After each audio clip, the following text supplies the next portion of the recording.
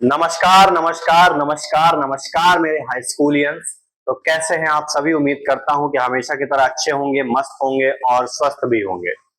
आज हम अपने क्लास 10th फिजिक्स का जो दूसरा लेक्चर है वो दूसरा लेक्चर लेकर के आ चुके हैं। पहला लेक्चर हमारा लाइट के बारे में ऑलरेडी हमारे YouTube channel physics with Saraswat के ऊपर जो है वो आया हुआ है। आज के इस लेक्चर में हम क्या डिस्कस करने वाले हैं, जैसा कि हमने पहले बताया है इस बारे में, जब सिलेबस जो है वो बता रहे थे कि सिलेबस आपका काफी छोटा है।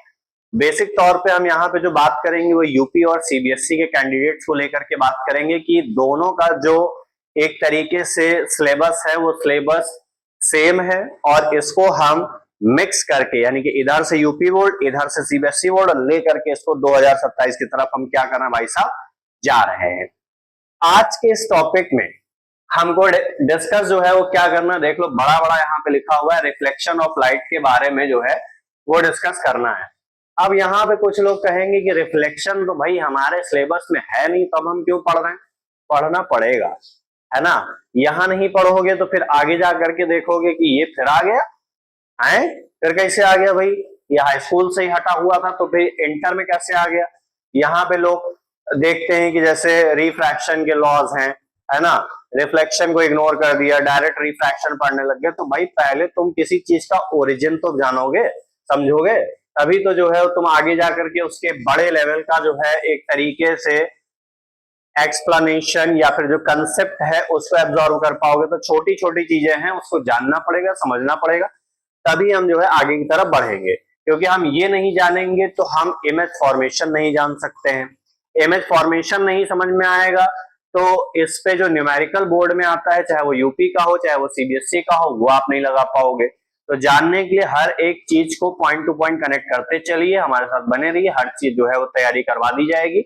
और हर टीचर अपनी तरफ से बेस्ट जो है वो यूट्यूब के ऊपर दे रहा है, आप कहीं से भी पढ़ सकते हैं, कोई दिक्कत की बात नहीं है। कॉन्सेप्ट सेम है, कोई नया तरीका, बट हाँ ये हो सकता है किसी टीचर के पढ़ाने का तरीका आपको ज्यादा अच्छा लग गया तो आप उसके लेक्चर्स देख रहे हैं, किसी को कम अच्छा लगता है तो आप उसको स्किप कर देते हैं। तो ये सब चीजें जो है वो चलती रहती है, इसमें कोई नई बात फिलहाल तो है नहीं। बात करते हैं अपने टॉपिक रिफ्लेक्शन ऑफ लाइट के ऊपर। हम इसमें क्या क्या जानेंगे, हम इसमें जानेंगे कि रिफ्लेक्शन आखिरकार होता क्या है, उसके बाद हम जानेंगे कि इसके लॉस क्या हैं। बेसिकली दो लॉस हैं, उनको हमको पढ़ना है। उसी के साथ ही हमारे जो टॉपिक है टॉपिक क्या हो जाएगा, एंड हो जाएगा। देन उसके बाद में हम नेक्स्ट टॉपिक के ऊपर बाउंस बैक करेंगे, ठीक है। तो बढ़ते हैं रिफ्लेक्शन के ऊपर। जैसे कि मान लो एक एग्जांपल हम लेते हैं कि रिफ्लेक्शन का मतलब आखिरकार होता क्या है।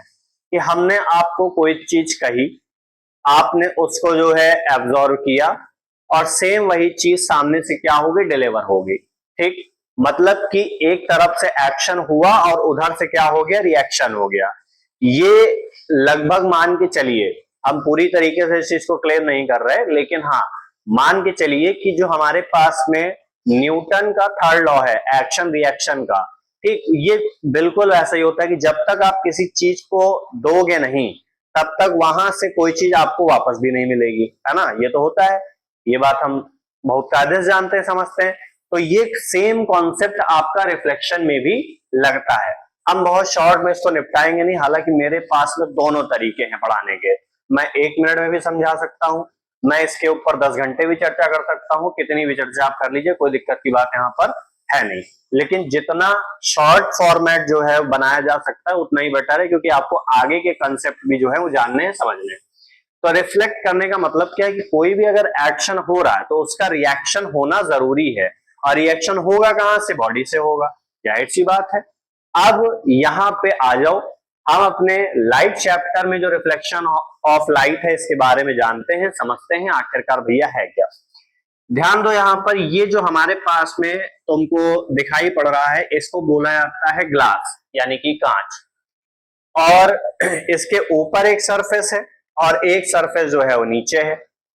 एक साइड की सरफेस को हम कोट करते हैं सिल्वर से या फिर रेड ऑक्साइड, तो दोनों में से किसी से भी कोट कर लो, तुम्हारा काम जो है वो चल जाएगा। ऐसा क्यों किया जाता है, ऐसा इसलिए किया जाता है ताकि जो लाइट रहे, ये लाइट रे ग्लास को आर पार तक की जो है वो कट ना कर पाए। कट ना करने का मतलब ये हुआ यहाँ पर कि एक साइड से दूसरी साइड ना जा पाए। क्यों? क्योंकि यहाँ पर हमको लाइट को रिफ्लेक्ट करवाना है, उसको एक तरफ से दूसरी तरफ हमको नहीं भेजना है यहाँ पर, है ना। तो इस वजह से इसको यहाँ पे क्या किया गया है, यहाँ पर सिल्वर या फिर रेड ऑक्साइड से तुमने कोट कर दिया। अब ये जो कोटिंग यहाँ पे की है, इस कोटिंग का मतलब क्या हुआ कि तुमने लाइट के रास्ते को एक साइड से दूसरे साइड जाने से क्या कर दिया, ब्लॉक कर दिया है। आई बात समझ में? आगे ध्यान दो, हमने कहा कि यहाँ पर हमारे पास में एक कोई सोर्स है, दैट इज ल्यूमिनस बॉडी। हमने पहले लेक्चर में ये बात बताई थी कि ल्यूमिनस बॉडी ऐसी बॉडीज होती हैं जो अपने में से लाइट को निकालती हैं, एमिट करती हैं, खुद की ओन लाइट जो प्रोड्यूस करती हैं। तो इसमें से लाइट निकली, और ये जो लाइट है, ये लाइट तुम्हारी सीधे सीधे सीधे सीधे जा रही है और इस सरफेस के ऊपर यहाँ पे पड़ रही है ना। अब देखो, ये जो लाइट यहाँ से निकल रही है सरफेस के ऊपर जा रही, इसको एक नाम दिया जाता है, इस रे को, इसको कहा जाता है इंसिडेंट रे, हिंदी में आपतित किरण। इस पॉइंट पे पढ़ने के बाद में, अब भाई नीचे का रास्ता तो ब्लॉक है, क्यों ब्लॉक है? क्योंकि हमने इसको कोट कर रखा है। तो इसके पास में रास्ता क्या है कि भैया ऊपर की तरफ वापस से बाउंस बैक कर जाओ, यानी कि जिधर से आए हो उधर ही से लौट जाओ। तो इस पॉइंट पे पढ़ने के बाद में ये जो हमारे पास में लाइट है, ये लाइट सेम मीडियम में क्या करती है, बाउंस बैक कर जाती है, यानी कि उधर ही वापस से उछल के भाग जाती है, रिफ्लेक्ट कर जाती है। इसको यहाँ पर एक नाम दे दिया गया, क्या? इसको एक नाम दिया गया यहाँ पर रिफ्लेक्टेड रे। जो रे आ रही है इंसिडेंट, जो पढ़ के जा रही है रिफ्लेक्टेड, सिंपल सी बात है। ये एक हमारे पास में परपेंडिकुलर लाइन होती है, जिसको हम नॉर्मल कहते हैं, नॉर्मल कह लो, अल्टीट्यूड कह लो, परपेंडिकुलर कह लो, सब बातें बराबर हैं, जो कि प्लेन सरफेस के साथ में 90 डिग्री का एंगल जो है वो क्या करती है, क्रिएट करती है। ठीक, अब ध्यान दो कि इंसिडेंट रे, नॉर्मल और रिफ्लेक्टेड रे जिस पॉइंट पे मिलेंगे उसको क्या कहेंगे, पॉइंट ऑफ इंसिडेंस कहेंगे, सिंपल सी बात है। और इसमें क्या बातें हैं, और इसमें हम देख रहे हैं कि इंसिडेंट रे और नॉर्मल के बीच में एक एंगल बन रहा है जिसको आई बोल रहे हैं, इसको कहा जाता है इंसिडेंट एंगल, एक या एंगल ऑफ इंसिडेंस। ठीक, उसके बाद नॉर्मल और रिफ्लेक्टेड रे के बीच में एक एंगल स्मॉल आर बन रहा है, इसको भी क्या कहा जाता है, रिफ्लेक्टेड एंगल या फिर एंगल ऑफ रिफ्लेक्शन कहा जाता है। इन्हीं दो पॉइंट से मिल करके हमारे जो लॉज हैं वो लॉज बने।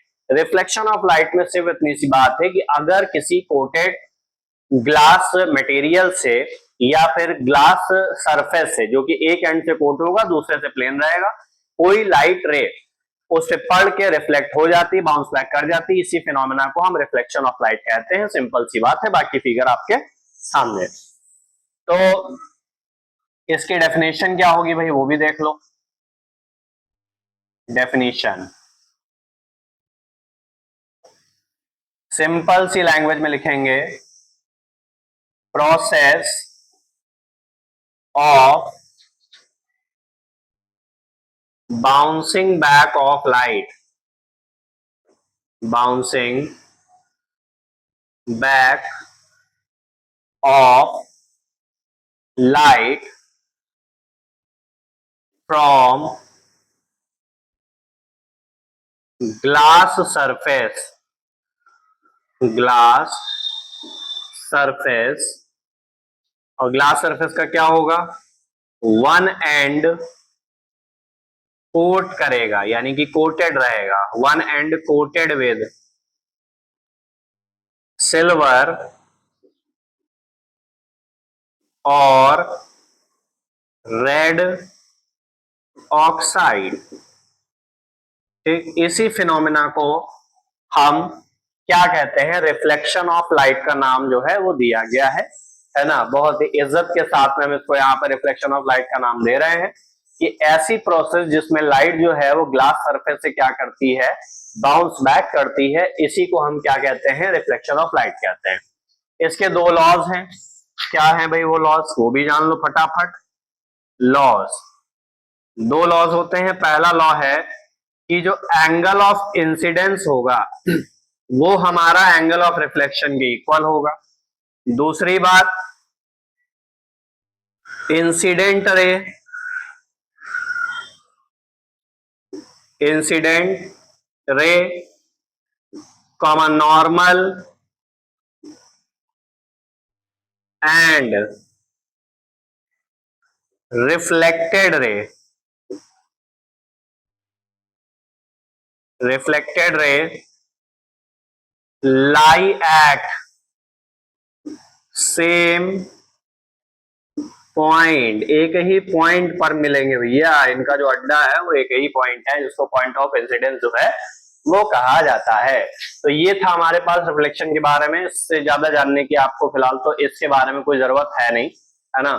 जो भी था हमने इसके बारे में बता दिया आपको। अगर आपको इसके नोट्स चाहिए तो हमारे व्हाट्सएप ग्रुप पर, जो कि हाई स्कूल इंटर के लिए बना हुआ है, उसको आपको मिल जाएंगे। आप उसको एक्सेस करके वहां से नोट्स जो है वो देख सकते हैं। हिंदी और इंग्लिश दोनों में अवेलेबल है। यहाँ पे कोशिश ये की जाती है कि हिंदी और इंग्लिश दोनों में समझा दिया जाए, कर दिया जाए, है ना। लेकिन दोनों लैंग्वेज लिखना फिलहाल तो हमारे लिए पॉसिबल नहीं है। तो हम करते क्या है कि नोट्स जो है व्हाट्सएप चैनल के ऊपर आपको प्रोवाइड कर देते हैं। वहां पे आप एक्सेस करके नोट्स बना सकते हैं, या फिर अपनी बुक सामने रखिए, कॉन्सेप्ट समझिए, बुक से नोट बना लीजिए। कोई दिक्कत की बात फिलहाल तो है नहीं। आज के इस वीडियो में इतना ही, मिलते हैं नेक्स्ट वीडियो में। अगर वीडियो अच्छी लगी है तो एक हम्बल रिक्वेस्ट हमारी, चैनल को लाइक शेयर सब्सक्राइब जरूर कर दीजिए, ज्यादा से ज्यादा लोगों तक पहुंचा दीजिए, ताकि हमारे साथ साथ वो भी जुड़ के अपना क्लास 10th का जो रिजल्ट है वो बेहतर से बेहतर जो है वो बना पाए। मिलते हैं नेक्स्ट वीडियो में, तब तक के लिए ओके, टाटा बाय बाय।